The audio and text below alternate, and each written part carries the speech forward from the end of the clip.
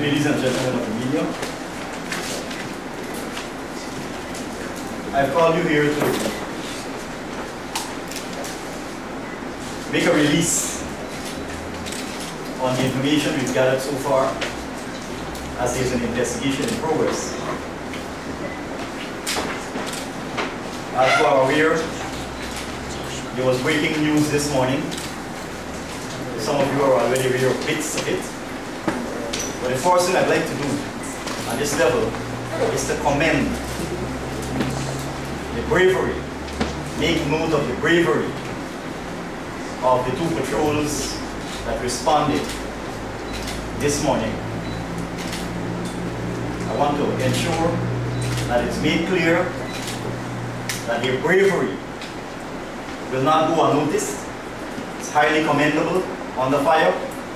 They did not back off. They did not retreat. In the name of law and order, in ensuring that public safety is assured. What we know is that about 03 hours this morning, there was a 911 call from a male who indicated an address to the police and that we were breaking sounds, loud sounds, coming from the downstairs in the yard. The caller indicated that he was there with his wife and 2 children and a grandchild, and gave police information as to the premises. Some 100 meters in the vicinity of Mufitong at Block 8 and 9 Turkine. An anti-crime patrol in C Division, which was aware that a CID headquarters plainclothes patrol was in the vicinity at Sapphire, joined together and proceeded to the address given. They proceeded rather cautiously by ensuring that the vehicles, the police vehicles that is to say, were secluded in a particular area, having knowledge of how the entrance and exit to the place would have been. That there's a bridge under construction among other things, and some heavy-duty machinery in the area.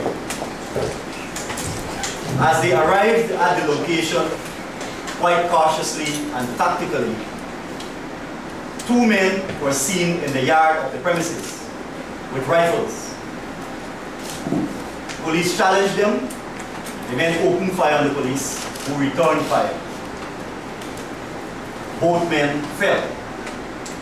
A 3rd man who was in the premises ran out from it and was caught in that exchange of gunfire, and he collapsed on the ground.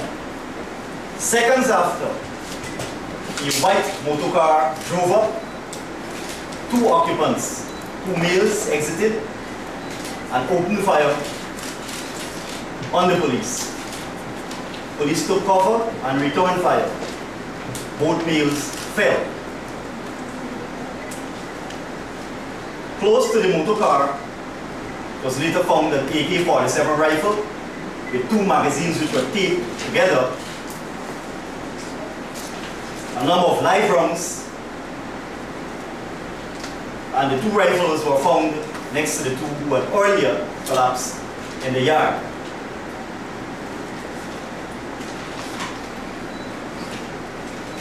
All the men have been identified. The first one is Timothy St. Hill himself and Levi Brackett. Another was identified. The 2 of them were the ones who exited the white motor car. Timothy St. Hill, 38 years of age, several addresses. He was charged in 2015 with possession of firearm and ammunition without license. 2016, possession of narcotics. 2017, attempt robbery and breaking and larceny.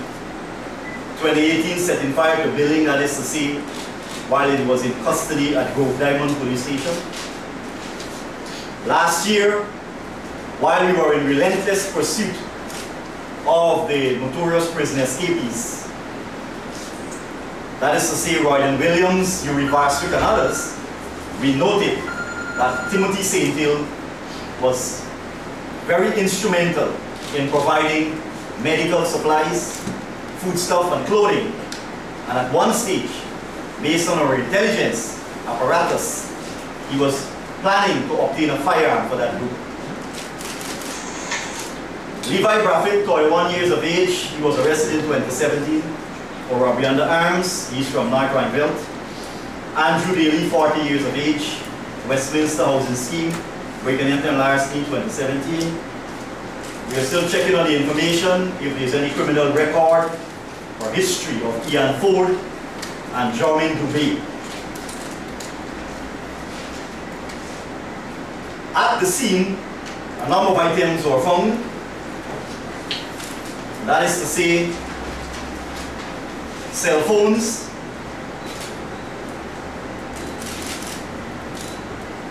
a pair of gloves, one nipper, 2 crowbars, a hacksaw, 4 warhead, pair of slippers, and a toe, normal headwear that these criminal-minded people have in their possession quite often. 3 cell phones in all. 1 cell phone was found in the motor car, and 1 each on Adrian Daly and Jermaine Dubé.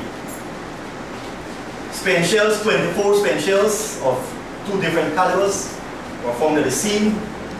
The front face of the building is riddled with several bullet holes in the front face of the building.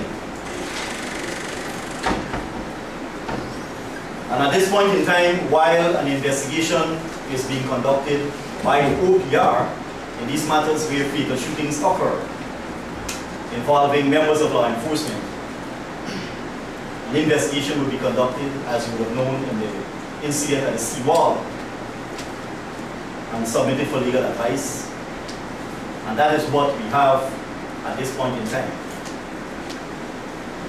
Thank you.